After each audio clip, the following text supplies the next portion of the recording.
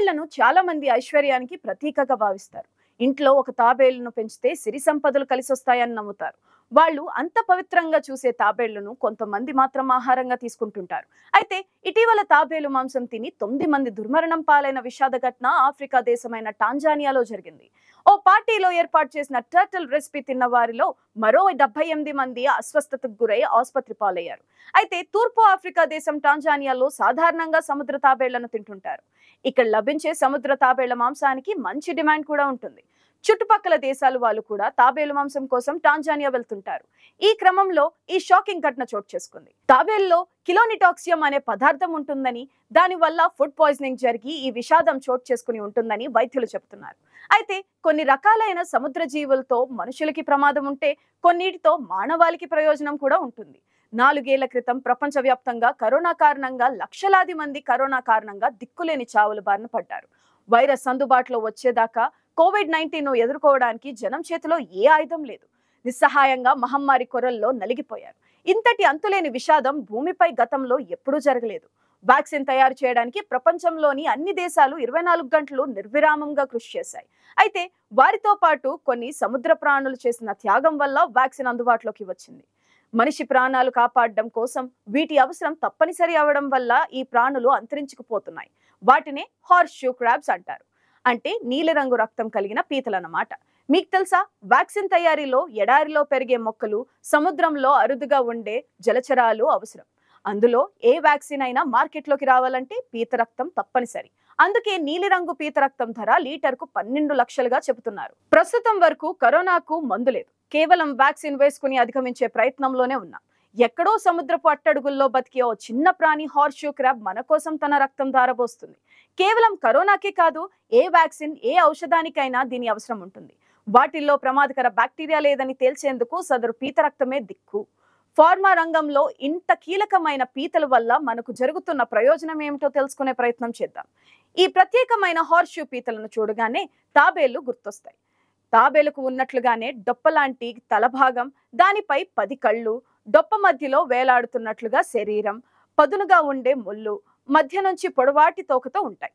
చిత్రమైన శరీరం ఉన్న హార్స్ షూ క్రాబ్ ఇప్పుడు ఫార్మా రంగంలో అత్యంత కీలకంగా మారింది. ఇది సర్టిఫై చేస్తే కానీ మందు మార్కెట్ కు చేరే అవకాశం లేదు. నిజానికి కోట్లాది ఏళ్లుగా పరిణామం చెందకుండా ఉండిపోయిన హార్స్ షూ పీతల్లో గొప్పదనం ఏంటంటే వాటికి ఉండే ఓ అత్యంత అద్భుతమైన సామర్థ్యమే. అదే వాటి రోగ నిరోధక శక్తి అని అంటున్నారు పరిశోధకులు. అత్యంత సూక్ష్మ స్థాయిలో అంటే 1000 కోట్లలో 1 వంతు బ్యాక్టీరియా వంటి ప్రమాదకర సూక్ష్మజీవులు ఉన్నా ఇవి తేలికగా గుర్తిస్తాయి. ఆ సామర్థ్యం వాటి సొంతం. 1960 ప్రాంతంలో శాస్త్రవేత్తలు దీని ప్రత్యేకతను గుర్తించారు. అప్పటి నుంచి వ్యాక్సిన్లు, ఇతర ఇంజెక్షన్లు, సర్జికల్ ఇంప్లాంట్లు వంటివి ప్రమాదకర సూక్ష్మజీవులతో కలుషితం కాలేదని తేల్చుకునేందుకు ఈ పీతల రక్తాన్ని వినియోగించడం మొదలుపెట్టారు. ఈ పీత రక్త కణాలను వేరు చేసి అందులోంచి LAL అంటే లెమ్యులస్ అమిబోసైట్ లైసైట్ ను ఉత్పత్తి చేస్తారు. వ్యాక్సిన్లు, యాంటీబయోటిక్స్, ఇతర ఇంజెక్షన్లు, ఔషధాలకు ప్రతి బ్యాచ్ ను ఈ LAL లో పరీక్షిస్తారు. సదరు వ్యాక్సిన్ లేదా ఇంజెక్షన్ లో ప్రమాదకర బ్యాక్టీరియా ఏమాత్రం ఉన్నా LAL గుర్తొస్తుంది. బ్యాక్టీరియా ఉన్నట్లు తేలితే సదరు వ్యాక్సిన్ లేదా ఔషధాన్ని పాడేస్తారు.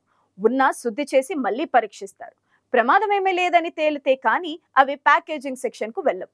అన్ని విధాలుగా సర్టిఫై అయ్యాకే మార్కెట్లోకి విడుదల చేస్తారు.